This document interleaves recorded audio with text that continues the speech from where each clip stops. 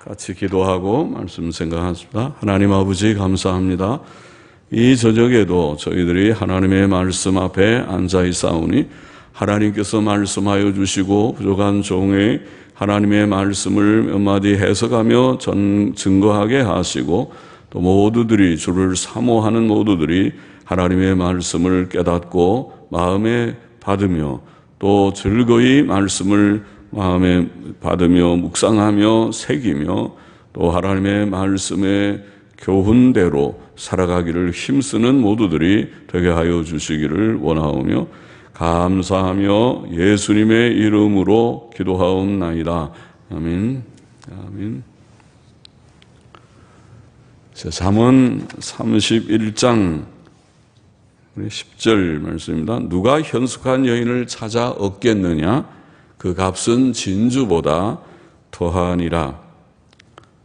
잠언의 마지막 부분은 현숙한 여인, 지금 이게 10절부터 31절까지입니까? 마지막까지가 현숙한 여인이라고 하는 한 주제에 관한 말씀입니다.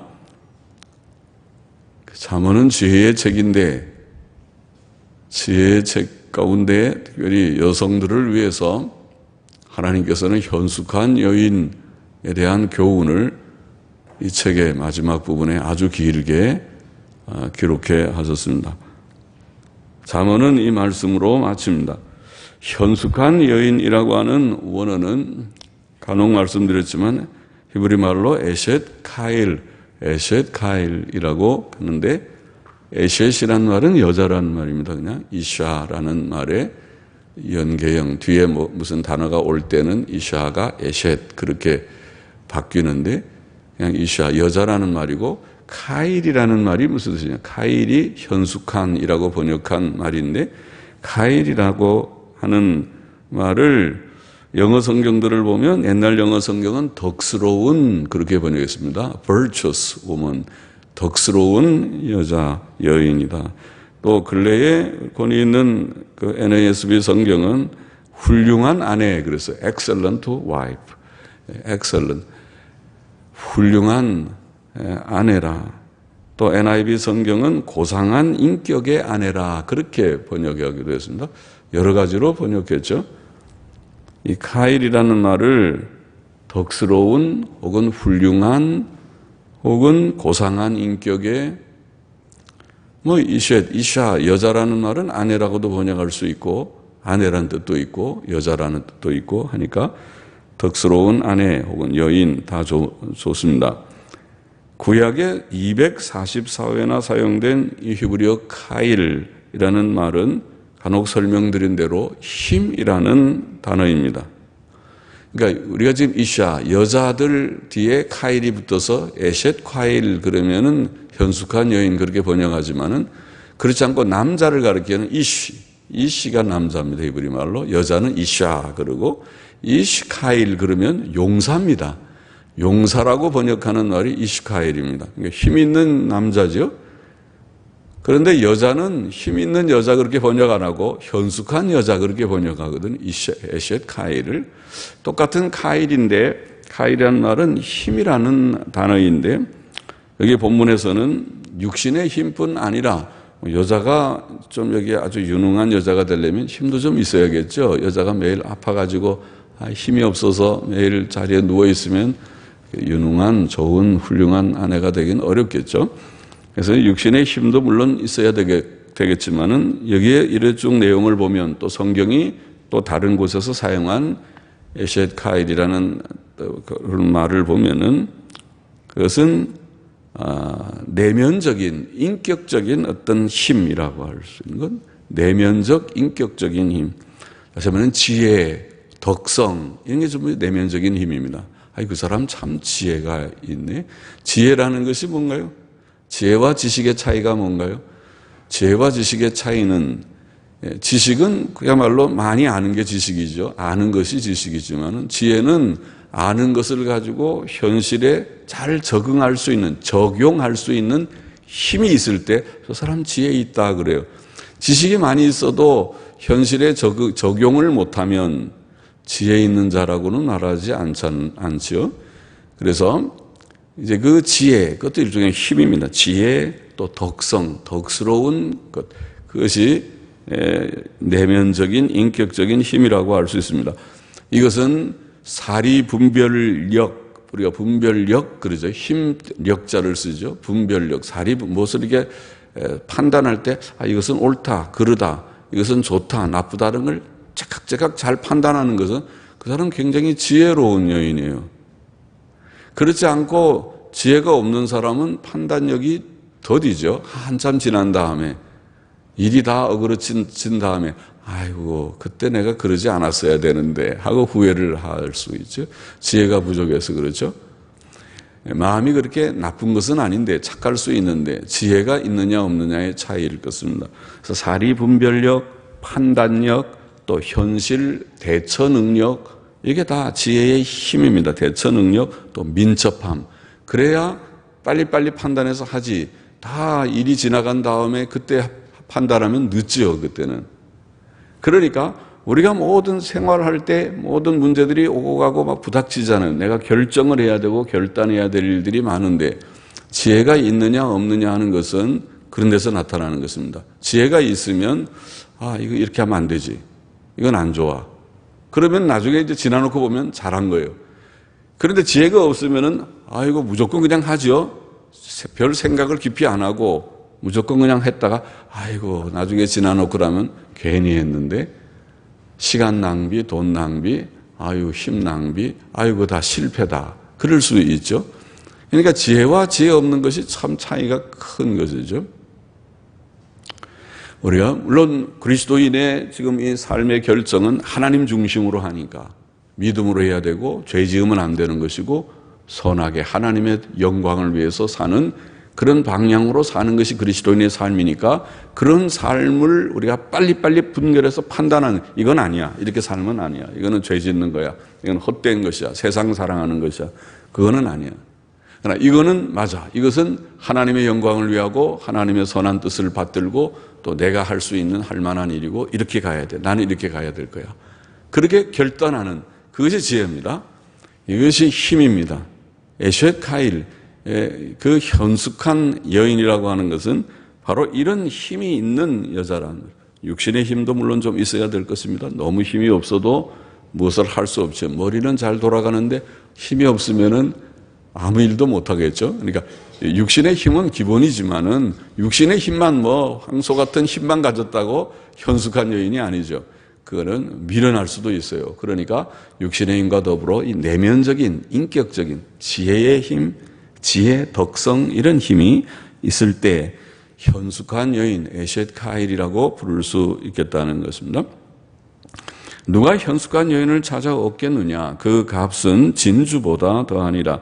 진주라고 하는 원어 페니님이라는 말은 산호, 정확히 말하면 산호라는 단어인데 그러나 이제 산호보다 요즘에는 더 값비싼 것들이 많이 있으니까 옛날에는 아마 산호가 귀한 것으로 여겨졌는지 산호라고 비유했습니다. 산호라는 말을 썼습니다. 그러나 우리가 영어 성경들은 전부 홍옥, 루비는 홍옥, 붉은 그런 보석이죠. 루비 또는 보석, 그냥 보석이라고 주얼리라고 하죠. 우리가 무슨 목걸이나 귀걸이나 그런 거를 보석상을으로 주얼리라고 합니다. 이 보석이라는 단어를 썼습니다. 보석보다 귀하다. 그 값은 보석보다 혹은 루비, 홍옥보다 더하다. 이렇게 번역했습니다. 잠언 12장 4절은 어진 여인은 그 지하비의 면류관이나 여기에 어진 여인이라고 번역한 우리말의 어진 여인이 바로 에셋 카일입니다. 현숙한 여인, 똑같은 단어입니다. 히브리어로. 그러니까 현숙한 여인은 그렇게 번역할 수도 있죠. 거기에서는 현숙한이라는 말을 어진, 덕스러운 그런 뜻이겠죠. 그러면은 오늘 여기에 본문에서 현숙한 여인도 옛날 영어 성경은 덕스러운 여인 비슷하게 같이 어진 여인 같이 번역한 셈이 될 것입니다. 이 어진 여인, 현숙한 여인 혹은 덕스러운 여인은 그 지하비의 면류관이나 지하비는 남편이죠. 남편에게는 면류관이다. 남편이 아내를 생각하면 이거 나의 아내는 참 훌륭한 아내야. 좋은 아내야. good wife, excellent wife. 아주 훌륭한 아내야. 그것이 자랑스러워요. 면류관이 된다는 거죠. 그러나 반대로 욕을 끼치는 여인은 이 아내가 현숙한 여인이 아니고 매일 남편을 힘들게만 하는 어떻게 욕을 끼치는지 매일 뒤에서 불평하고 매일 바가지를 긋는다 그래서 이렇게 남편을 힘들게 하고 남편에게 돈이나 자꾸 많이 안 벌어온다고 그러고 이제 그렇게 하면은 남편들이 살기 아주 어렵겠죠. 그러면 남편이 가시방석 같은 데 사는 것 같아서 집에 들어오기가 싫어져요. 그러면은 자꾸 이제 출장 가죠. 그런 남자들은 출장 가고 외출이 잦아져요. 무슨 회식 있다고 그러고 밖으로 걷돌아요. 그거는 무슨 일이 있어서 그럴 수도 있지만은 일이 없어도 집에 들어가기가 싫으면 이런저런 핑계를 대서 바깥에서 있다가 늦게 집에 들어가고 그렇게 해야 되겠죠. 왜냐면 이제 집에 들어가는 재미가 있어야 남자들도 집에 들어가잖아요. 아내가 집에 들어가면은 반갑게 맞아주고 또 남편이 좋아하는 또 음식도 좀 몇 개 만들어주고 또 좀 이렇게 하고 그럴 때에 집에 들어가고 싶은 마음이 더 생기잖아요. 그게 이제 지혜의 문제겠죠. 근데 그렇지 않고 남편이 바깥에서 힘들게 일하고 들어왔는데 계속 집안에서 불평하고 신경 쓰이는 말만 자꾸 하고 그러면은 집에 들어오기가 싫어지는 거죠. 그래서 겉돌고 이제 사고가 생기고 그렇게 되기가 쉽겠죠. 이 같은 욕을 끼치는 여인은 그 지아비로 뼈가 썩음 같게 하느니라. 그렇죠. 뼈가 썩는 고통이라 그래요. 뼈가 썩음 같게 하지 마십시오. 우리 교인들은 안 그러실 거예요. 우리 교회의 여성도님들은 다 훌륭한 아내들, excellent woman, 현숙한 아내이시겠죠. 그렇게 되기를 바랍니다. 자, 이게 계속 읽어보면은 누가 현숙한 여인을 찾아 얻겠느냐? 누가 현숙한 여인을 찾아 얻겠느냐? 그 값은 진주보다 귀하니라.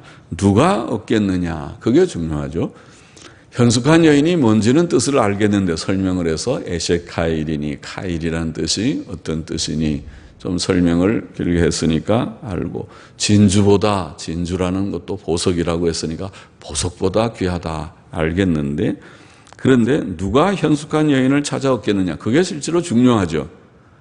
아내가 현숙한 여인이 되고 또 지금 있는 아내가 현숙한 여인이 되든지 아니면은 결혼을 했는데 아내가 참 현숙한 여인이 되는 게 좋지. 그렇지 않고 현숙한 여인이 아니고 그와 반대되는 아까 말한 미련한 여인, 욕을 끼치는 여인, 이런 여인이 되면은 그것은 정말 불행한 일이 될 수 있겠죠. 그래서 누가 현숙한 여인을 찾아 얻겠느냐 그렇게 말씀했습니다. 자, 진주나 보석 같으면 열심히 돈 벌면 또 돈을 많이 가지고 이 집 저 집 보석상을 찾아다니면은 내가 원하는 아주 좋은 값비싼 진주를 발견하고 이거다. 이거 내가 원하는 건데 여기 있구나. 그리고 돈 많이 주면 살 수 있을 것입니다. 그러나 현숙한 여인은 그렇게 사기 어려울 것입니다. 사실은 현숙한 여인을 금방 잘 알아보는 것도 쉽지 않죠. 보통 사람들은 외모만 보죠. 외모가 근사하면 저 사람 근사한 사람 같으다. 좋은 사람 같으다. 외모가 좋고 근사한 사람도 많이 있겠죠. 그러나 그거랑 다릅니다. 또 학벌이나 가문도 꼭 그렇지 않습니다. 공부를 많이 한 사람이 현숙한 사람이 아니고 또 집안이 좋다고 현숙한 아내가 되는 것도 반드시 꼭 그런 것은 아닐 것입니다. 경건한 집안에서 교육을 잘 시켜서 키우면은 현숙한 여인이 될 가능성은 많이 있어 보이지만은 꼭 그런 것은 아닙니다. 자, 그래서 현숙한 여인을 어떻게 우리가 얻을 수 있겠는가? 우리도 지혜가 좀 있으면 사람을 보는 눈이 있어서 좀 사귀어 보면 외모만 보지 말고 또 학벌만 보지 말고 또 가문만 보지 말고 그 사람의 사람 됨됨이, 경건과 도덕성, 늘 제가 말하는 대로 사람의 가치는 경건과 도덕성입니다. 그 말은 하나님을 경외하고 또 하나님의 말씀대로 착하게 그렇게 생각하는지 살고 있는지 조금 사귀어보면 알 수 있겠죠. 금방은 잘 안 드러나지만은 조금 몇 개월이고 이게 좀 사귀어보면 이런저런 일들을 당해보면은 그 사람이 참 하나님을 경외하는지, 성경은 좀 읽고 있는지, 기도 생활은 힘쓰는지, 또 말이 고운 말을 잘 하는지, 마음가짐이 착한지, 아니면 아주 이기적이고 또 마음이 그렇게 착하지 않은지. 사람은 금방은 이제 좀 처음엔 다 예쁘게 하겠죠, 사람들. 그래서 금방은 자기의 그 약점이 드러나지 않겠지만은 조금 이렇게 좀 지나다 보면 약점이 드러날 수 있겠죠. 그러니까 그 약점, 그 사람의 됨됨이, 인간성, 인격성, 성격이라고 우리가 말하죠. 성품, 성격. 그것이 바로 인격성이에요. 인격이라는 말이나 성격이라는 말이나 비슷해요. 그냥 영어로는 캐릭터라고 그래요. personality, 캐릭터라는 말이 성격도 되고 인격이라는 말도 돼요. 그 사람의 성격, 인격, 사람 됨됨이죠. 그것을 우리가 좀 이렇게 겪어보면서 그 사람 참 좋은 사람이야. 혹은 다른 사람에게 추천을 받을 수 있겠죠. 그 사람 몇 년 동안 사귀어봤는데 참 좋은 사람이야. 그래서 우리가 미국 사람들은 추천서를 쓸 때에 꼭 6개월 이상 혹은 몇 년 이상 그 사람을 아는 사람들에게 추천서를 받아오라 그런 말을 하더라고요. 그래서 그게 좋죠. 우리가 금방 사귄 지 얼마 안 됐으면 추천할 것이 참 위험하죠. 그 사람 사실 잘 모르는 것이죠. 몇 년 지나도 잘 모르는데 몇 년 동안에도 예쁜 모습만 보이다가 어느 날 보니까 배신자가 되거나 어느 날 아주 사고치고 떠나버리거나 그럴 수 있으니까 잘 모르는 게 사람인데 그게 금방 우리가 추천하기 쉽지 않은 것이겠죠. 그래서 조금 우리가 사람이 노력을 해야 되는 것이 있지만은 그러나 사람의 노력이라는 게 부족하니까 사람이 잘못 판단할 수 있으니까 또 그런 사람을 어디서 구합니까? 어디다 광고를 내서 현숙한 여인 구합니다. 그러고 우리가 광고를 써내서 현숙한 여인 모집하면 모집한다고 오겠습니까? 또 우리가 현숙한 여인을 맞이할 만큼 그렇게 대단한 그런 사람들이 세상에 누구입니까? 어렵죠. 예, 현숙한 여인을 얻는다는 것은 정말 불가능한 일일 것입니다. 그래서 현숙한 여인은 누가 현숙한 여인을 찾아 얻겠느냐. 지금 현숙한 여인은 이렇게 진주보다 귀한 것인데 누가 얻겠느냐. 이것은 사람도 물론 노력해야 되지만은 사실은 하나님께서 우리에게 은혜로 주셔야, 하나님께서 좋은 아내를 주셔야 할 것이다. 하나님께서 주셔야 할 것이다. 잠언 19장 14절에 보면은 집과 재물은 조상에게서 상속하거니와, 그렇죠. 그래서 부모님들이 돈이 좀 있는 사람들은 자녀들에게 집도 마련해주고 또 땅도 좀 물려주고 할 수 있겠죠. 물론 거기에 증여세를 반드시 내시기를 바랍니다. 증여세 내지 않고 그렇게 많은 금액을 물려주는 것은 탈세하는 것이고 위법한 일이니까 그것은 옳지 않습니다. 그것은 우리가 편법으로 증여하는 것이 되죠. 그러니까 우리가 많은 금액을 자녀들에게 물려주려고 할 때에는 그것은 증여의 개념이 될 수 있으니까 법적으로 필요한 증여세를 우리가 정당하게 내고 떳떳하게 하는 것이 좋죠.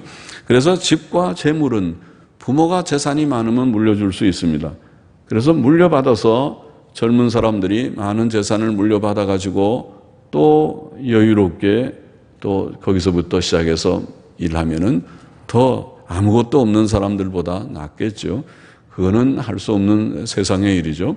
그래서 세상에 그렇게 되지만은 그러나 집과 재물은 물려줄 수 있지만은 현숙한 여인은 그렇게 물려지는 것이 아닙니다.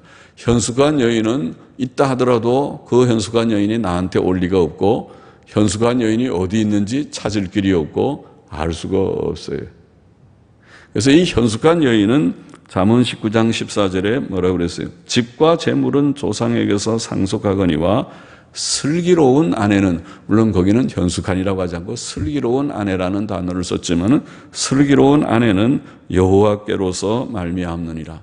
그러나 같은 그런 통하는 뜻이라고 보입니다. 정말 지혜가 있는, 지혜의 능력이 있는, 내면적인 지혜와 덕성이 있는 이 현숙한 아내, 지혜로운 아내는 어디로부터 오느냐? 하나님께서 우리에게 주시는 복이다. 하나님께로부터 오는 것이다. 그래서 그러면 이게 두 가지가 다 있죠. 하나님께로부터 오기 때문에 우리는 하나님 중심으로 살아야 되고 또 구하여 얻어야 되겠습니다. 그렇죠. 우리가 하나님 앞에서 하나님 현숙한 아내를 주시옵소서. 또 우리 부모들은 자녀들을 위해서 우리 자녀가 현숙한 아내를 얻게 해 주옵소서.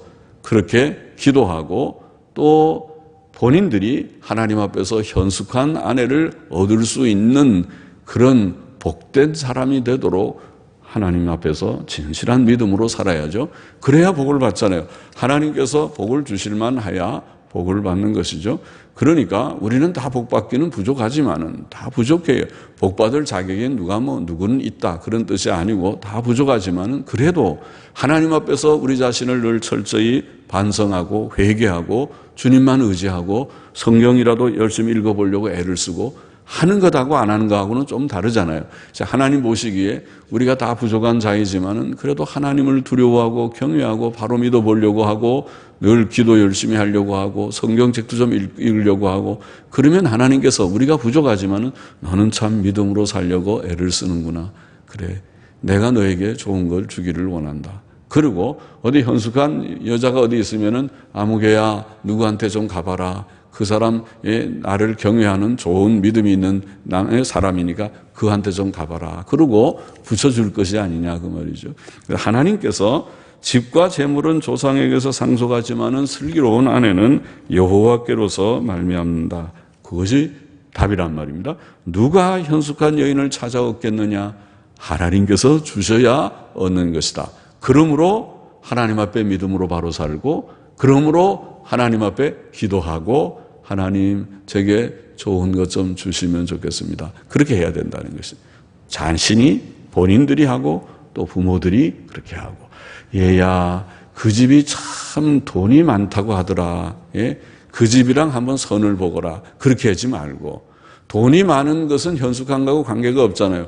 얘야 그 애가 아주 인류대학 나왔다고 하더라. 그 집이 아주 전부 다 공부 잘하는 유식한 집안이라고 하더라.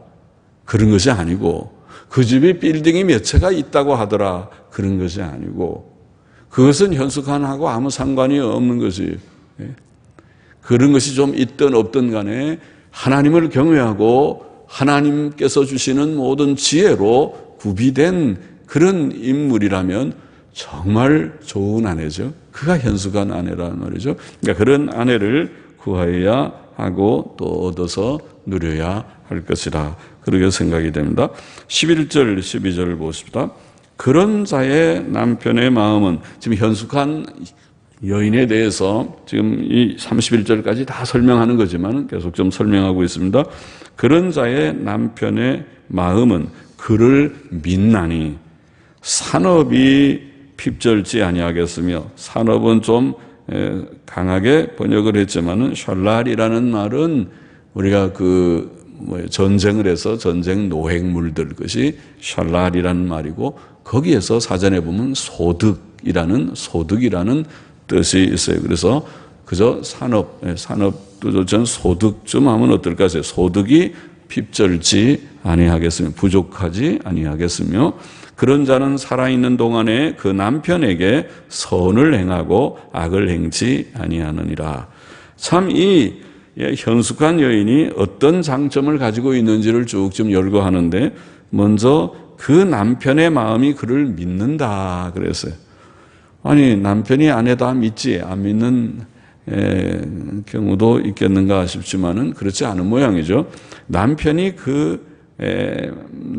마음이 그를 믿는다. 아내를 신뢰하고 믿는다는 것입니다.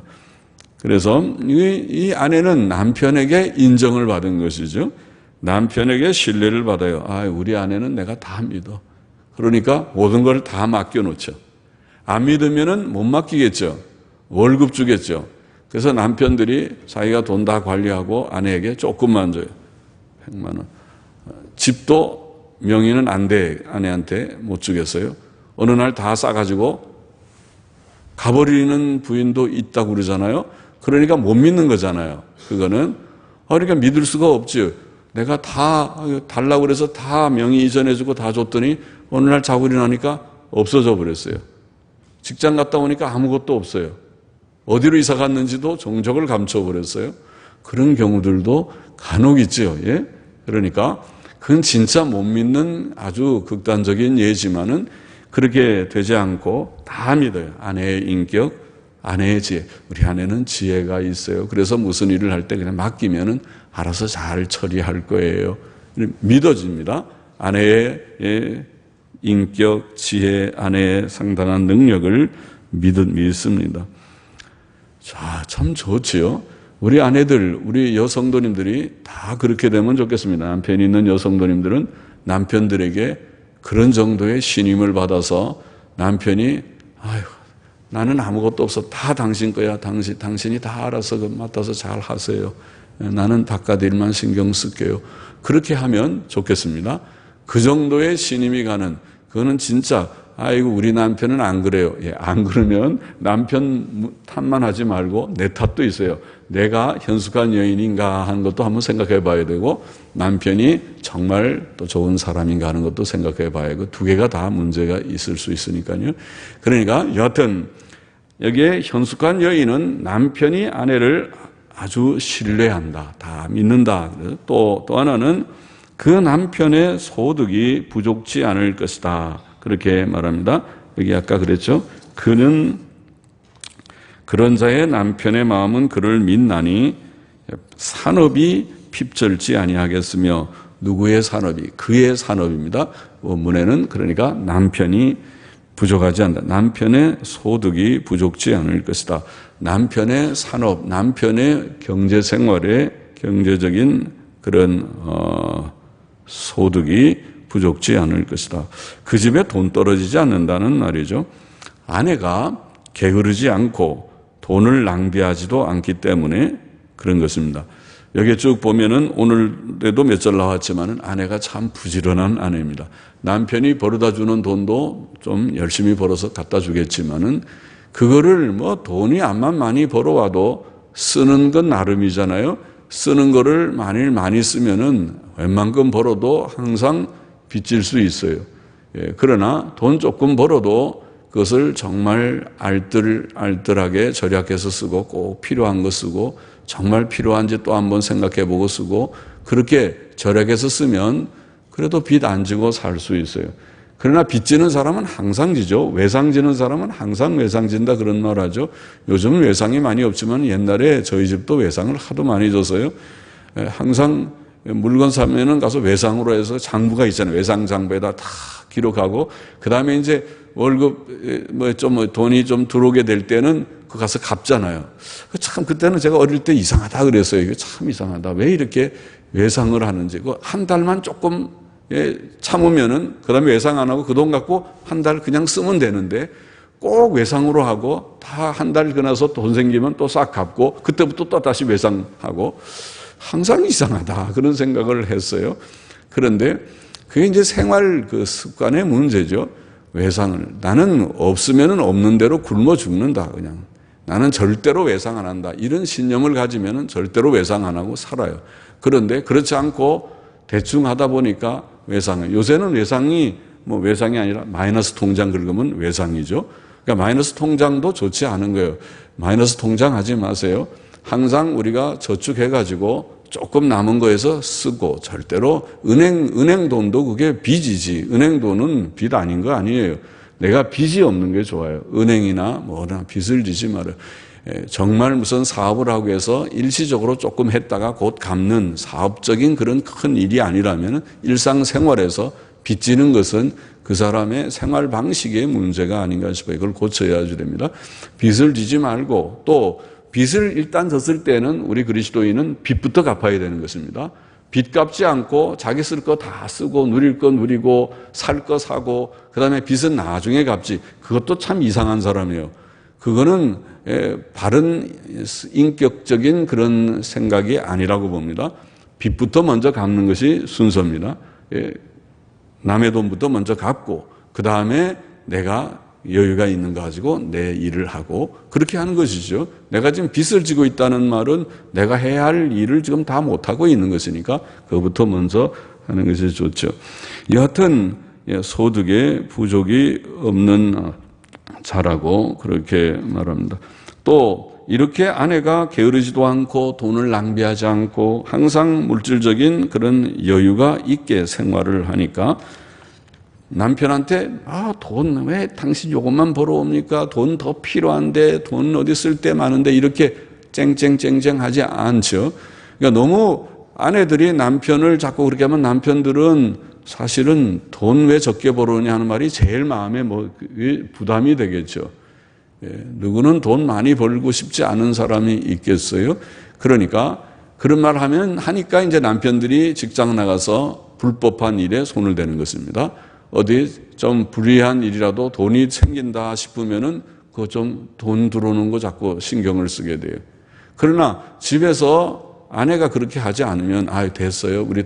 우리는 다 살 수 있어요. 이거 갖고 당신이 벌어오는 거 갖고 충분히 살 수 있어요. 내가 잘 절약적으로 생활해 볼 거예요. 그렇게 하면 그런 데 대한 마음이 자유로우면은 불법한 데 절대로 생각도 안 가질 거예요. 절대로 불법한 거 관계하지 마세요. 이렇게 아내가 남편에게 말해줄 수 있겠죠. 여하튼 물질적으로 부족이 없다. 소득이 산업이 핍절지 않는다. 셋째, 또 그는 남편에게 선을 행한다. 그 아내가 남편에게 선을 행한다. 좋은 아내가 아닙니까? 그는 살아있는 동안, 즉 평생 동안, 살아있는 동안이 평생토록이죠. 평생토록 그 남편에게 선을 행하고 악을 행치 않는다고 그렇게 되어 있습니다. 남편에게 유익을 주는 자입니다. 좋은 아내죠. 좋은 내조자. 왜 하나님께서는 여자를 만들었나요? 여자를 왜 만들다니요? 그렇게 말하죠. 제가 그랬죠. 결혼식 할 때마다 늘 말씀드린 대로 하나님이 처음에 여자를 만들려고 했을까 싶게 창조의 얘기를 보면 처음에는 남자만 만들었어요.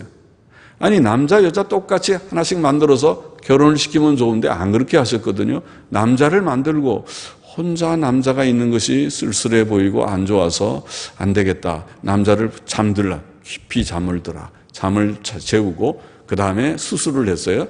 갈비뼈 하나를 뽑아가지고 그리고 또 예쁜 여자를 만들어가지고 이제 잠에서 깨라. 깨서 보니까 예쁜 아내가 있는 거예요. 그러면서 네 갈비뼈로 이렇게 여자를 만들었느니라. 그러니까 그 여자를 보고 아름답기도 하고 내 갈비뼈라고 그러니까 사랑스러워서 이제 내가 사랑하겠습니다. 그래서 아내가 된 거라고 그렇게 설명하잖아요. 왜 이렇게 복잡하게 하나님께서 만드신 거예요? 그것은 아내가 남편이 혼자 있는 것 쓸쓸한 것을 도와주는 옆에서 같이 벗이 돼주고 같이 또 말 동무도 돼주고 또 남편을 위해서 좀 도와줄 수 있는 그런 도움도 주고 그렇게 하는 그러니까 헬퍼라 그러니까 돕는 배필이라 창세기 2장에는 표현했죠. 배필이라는 말이 영어로는 헬퍼라는 말입니다. 조력자, 돕는 자라는 말이거든요. 그러면 아내들이 기분 나쁘게 아이고 우리는 그럼 남자들 조력자인가 우리도 독립적인 인격인데 독립적인 인격이시지만은 하나님이 사람을 만들 때 이치를 창세기 2장에 설명했는데 그걸 우리가 무시하면은 그러면 하나님께 좀 도전하는 것이 아닌가요? 하나님께서는 사람을 그렇게 만드셔서 여자의 역할, 여자가 독립적인 귀한 존재지만은 여자의 기능, 여자의 역할이 첫 번째 역할이 뭐냐? 남편을 돕는 좋은 good helper. 여기에 excellent woman, wife, excellent wife, 현숙한 아내라고 하는 말은 남편을 위해서 아주 좋은 그런 아내가 되게 하는 남편에게 선을 행한다. 좋은 내조자지. 그것은 하나님의 창조의 목적에 부합한다고 보입니다. 우리가 신약 성경에도 그런 말씀이 있는가? 누가 그러더라고요. 우리가 젊은 미국에 있을 때 제가 언제 얘기했죠? 젊은 어떤 그 자매가 결혼을 이제 앞두고 있는 자매가 말하기를 여자가 집에서 집안일도 하고 그렇게 하는 게 성경 어디에 있어요? 그러더라고요. 성경 어디에 있느냐고. 보통 보면은 남녀가 평등인데 같이 일하고 그렇게 해야지 여자가 집안일을 하는 게 성경 어디 있어요? 그래서 그래요. 성경에 있지요. 하나는 첫째는 잠언 31장 현숙한 여인 여기에 그 남편에게 선을 행하고 집안일을 잘하고 하는 자세하게 나와 있는 거 하나 있고요. 또 하나는 디도서 신약 성경에 디도서 2장 4절 5절에 있습니다. 그랬어요. 디도서 2장 4절 5절 여러분들이 아십니까? 거기에 보면 바울은 디도에게 교훈하기를 나이든 여자들에게 이렇게 교훈하거라. 나이든 여자에게 교훈하기를 나이든 여자들은 젊은 여자들에게 이렇게 교훈을 주라고 교훈을 하라 그랬어요. 나이든 여자들이 젊은 여자들에게 이렇게 교훈하라고 교훈을 했는데 젊은 여자들에게 교훈하기를 그 남편과 자녀를 사랑하며 아마 젊은 여자들이 자기 남편을 잘 사랑 안 하고 또 자녀들을 사랑 안 하고 너무 집안에 내가 무슨 매여 있는 종이냐 나는 이거 훌훌 털어버리고 남편이고 자녀고 이제는 내가 짐스럽고 나도 나가서 랄랄라 룰룰루 하고 어디 좀 여기도 가고 저기도 가고 다 가고 싶은데 내가 집에 매여 있는 거 지긋지긋하다. 그리고 홀짝 떠나버리고 싶은 그런 아마 젊은 여인들이 있었던가 보죠. 그래서 젊은 여인에게 젊은 여자들에게 교훈하기를 그 남편과 당신의 남편 당신의 자녀들을 사랑하시오. 그리고 근신하며 순전하며 그 다음에 또 말하기를 집안일을 하시오. 집안일을 하라고요? 여자가 집안일을 해야 하는 게 여자의 몫인가요? 성경에 말하기를 집안일을 하라고 그렇게 되어 있습니다. 집안일을 하라. 또 우리가 시편 128편이죠. 8편에 보면 여인들을 표현하기를 네 집 내실에 있는 내 아내 그런 표현이 있잖아요. 왜 여자들이 집 내실에 있어요? 바깥에 나가서 바깥일을 요새 다 하는데요. 요즘 시대는 그렇죠. 그렇긴 하지만은 그러나 성경은 말하기를 원래 하나님께서 남자들이 나가서 바깥일을 하고 아내들은 집안일을 잘 꾸미는 그 주부라고 우리가 표현하죠. 주부가 좋은 집을 가꾸는 주부가 되게 하는 것이 하나님의 원 의도였다고요. 그런데 물론 여기에 현숙한 여인은 집에서도 쉬지 않고 열심히 일하는 여인의 모습으로 나오지만은요. 자, 빠르게 우리가 좀 말씀하십니다. 그래서 여기에 남편에게 선을 행하는 현숙한 여인이다. 그것은 창조의 목적에 맞고 디도서 2장의 사도 바울의 교훈에도 맞다고 말씀드릴 수 있습니다. 13절 보십시다. 그는 양털과 삼을 구하여 부지런히 손으로 일하며 부지런히라는 말은 카페츠라는 말은 기쁨이라는 뜻입니다. 즐거이 일도 즐거이 하나요? 집안일을 하는데 양털과 삼을 구하여 즐거이 손으로 일하며 상고의 배와 같아서 상고는 상인이죠. 장사하는 사람의 배와 같아서 먼 데서 양식을 가져오며 밤이 새기 전에 일어나서 그 집 사람에게 식물을 나눠주며 여종에게 일을 정하여 맡기며 밭을 간품하여 간품 어려운 말이죠. 간품은 살핀다는 말입니다. 밭을 살펴서 이 밭이 이 땅이 좋은지 저 땅이 좋은지 땅을 좀 살펴서 사며 땅 구입한단 말이죠. 이 땅 구입하는데도 아내가 하네요. 남편이 하지 않고 남편이 바깥일이 많이 바쁘신 모양이에요. 땅에 남편이 바깥일 하느라고 직장에 너무 바빠서 여보 오늘 당신이 저 집 좀 저 땅 좀 보시고 그 좋으면 사세요 하고 맡긴 모양이에요. 땅을 살피고 사며 그 손으로 번 것을 가지고 포도원을 심으며 이 대단한 여자네요. 자기가 이제 이런 소득 이런저런 소득을 가지고 저축을 해놨다가 포도원까지 샀습니다. 포도원을 심는다는 말은 포도원 하나 만들어서 포도원을 설립하는 것입니다. 포도원을 하나 만드는 것입니다. 포도원을 만들고 힘으로 허리를 묶으며 그 팔을 강하게 하며 자기의 무역하는 것이 여자가 무역은 너무 거창한 번역이죠. 무역은 우리가 대외적 국가적으로 막 하는 거를 보통 무역하지만은 여기는 장사 정도 하면 되겠죠.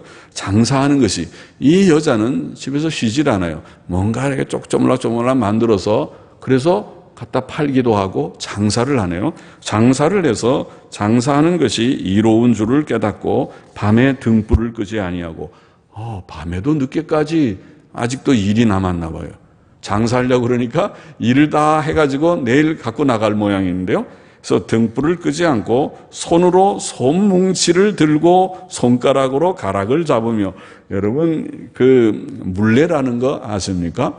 물레라는 거 솜이나 털을 가지고 실을 우리가 만드는 기계를 물레라고 그러죠. 실을 자아낸다 그러면 우리 어려운 말이죠. 한글 말이지만 실을 만드는 거를 실을 자아낸다, 자아낸다 그런 우리 단어를 쓰는데 실을 자아내는 틀을 물레라고 하는데요.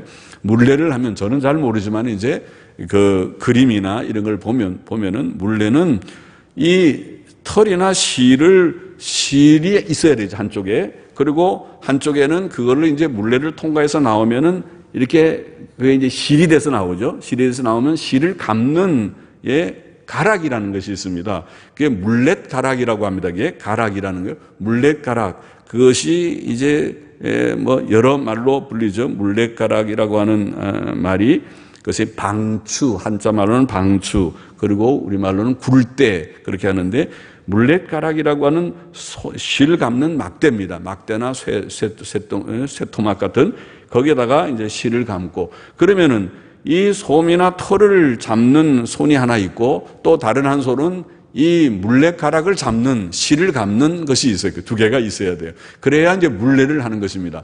물레를 돌릴 때에 물레가 돌아가면서 한쪽에서는 솜을 갖다가 솜이나 이런 털을 넣어갖고 그게 물레를 돌면 물레에서 실이 돼서 나오는 것입니다. 실이 돼 나오면 그걸 이제 물렛가락에 감는 것. 지금 그 얘기하고 있는 것이에요. 솜뭉치를 한 손으로는 솜뭉치를 들고 또 손가락으로 가락을 잡는 가락이라는 말이 틀을 말합니다. 실을 감는 틀을 잡고. 이 여인은, 이 현숙한 여인은 바빠요. 보통 일이 바빠요. 가서 집도 샀죠. 포도원도 하나 만들었죠. 또 집에서는 놀지 않고 이게 물레 지금 돌리고 있습니다. 물레 돌리고 실을 감고 있어요. 참 대단히 부지런한 여인입니다. 현숙한 여인을 지금 설명하기를 현숙한 여인은 이렇게 즐거이 부지런히 일을 하는 양털과 사물 구하여 일하는 자입니다. 또 상인의 배와 같이 먼 데 가서 양식을 가져오듯이 어디가 좀 신선하고 값싸고 좋은 음식 재료가 있으면 그까지 가네요. 그 바쁜 통에 그까지 가서 그걸 사왔어요. 동네에서 그냥 비싼 거 사지 않고 오늘날로 말하면은 도매시장 갔습니다. 도매시장까지 차든지 전철 타고든지 버스 타고 가가지고 싼 거 좋은 거 그걸 사왔어요. 그러니까 똑같은 돈 가지고도 그런 데 가서 샀으니까 더 많이 해먹을 수 있겠죠. 아주 부지런한 여인입니다. 또 밤이 새기 전에 일어나서 새벽같이 일어나가지고는 그래서 하루 무슨 일 할지 다 정리했어요. 오늘은 무슨 일을 해야지, 누구한테 뭐 맡기고. 이 집은 종들도 많은가 봐요. 스케일이 크죠. 좀 커서 다 계획을 다 짰어요. 그리고 또 아침부터 그 새벽 참도 다 줬어요. 뭐 좀 아침에 커피도 한 잔 마시고 요즘 말로 하면 빵도 조금 한 조각 먹고 힘을 기운 차려서 아침부터 일을 하는 거예요. 다 시키고. 그리고 또 힘으로 땅이나 밭을 구입도 했다고 그랬습니다. 구입할 때 잘 살펴서 사고 또 남의 신세를 지거나 빚지지 아니하고 자기가 저축한 거 가지고 포도원도 만들고 그리고 힘으로 허리를 묶고 팔을 강하게 한다는 말은 꽤 이 사람은 힘도 있는 거예요. 매일 아이고 허리야, 아이고 다리야 아파가지고 일도 못하고 그러면은 현숙한 여인 되기가 어렵죠. 그렇지 않고 허리도 튼튼하고 팔에도 꽤 힘이 있는 여인인 것으로 보이고 그 다음에 장사해서 이익 얻는 것을 잘 알아서 밤에 등불도 끄지 않고 손으로 물레를 돌려서 물레 가락도 잡고 또 물레 털이나 솜도 집어넣고 아이고 이건 바쁘네요. 그래서 실도 뽑고 아이고 이게 1인 면적 이게 팔방미인이라고 그러나요? 이 여인은 너무 바빠요. 이 일 저 일 참 많이 하니까 돈도 잘 벌겠어요. 벌고 그렇게 아주 생활을 잘 해나는 생활력이 있는, 오늘날로 말하면 생활력이 있는 그런 여인이 분명합니다. 자, 계속해서 나오지만 오늘은 그것까지만 우리가 읽어보았습니다. 현숙한 여인, 진주보다 귀한 경건과 지혜와 덕성을 갖춘 이런 여인이 되라는 거죠. 그 여인을 사모하라는 거죠. 우리 여성도들은 내가 그 여인 되기를 원합니다. 나는 참 부족함이 많습니다. 주님 지혜와 힘을 주셔서 좋은 여인으로 살다 가게 하여 주소서. 우리 남자들도 마찬가지죠. 이 세상을 우리가 한번 지나가는 세상이죠. 다시 살 수 없는 세상입니다. 앞으로 몇 년 남으셨습니까? 몇십 년 남으셨습니까? 우리의 사는 세상을 어떻게 내가 살다 갈 것인가? 어떻게 내가 살다가 주 앞에 설 것인가? 예, 각각 열심히 살다가 가야 되겠죠. 아무렇게나 열심히만 살면 되는 게 아니라 지혜롭게 열심히 살아야겠습니다. 지혜롭게 어떻게 살 것인가. 하나님께서 은혜를 주셔서 지혜로운 남편, 지혜로운 아내가 되기를 원합니다.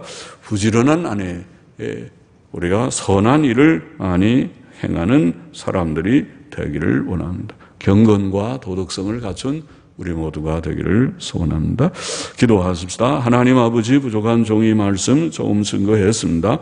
우리 모두들이 마음에 새기고 정말 지혜로운 사람들이 다 되어서, 지혜롭고 유능한 자들이 다 되어서 이 땅을 정말 허송세월을 하지 않고 가치 있게, 의미 있게 우리가 참 하나님 앞에서 잘했다 칭찬 들을 수 있는 삶을 살 수 있도록 힘을 주옵소서. 감사하며 예수님의 이름으로 기도하옵나이다. 아멘.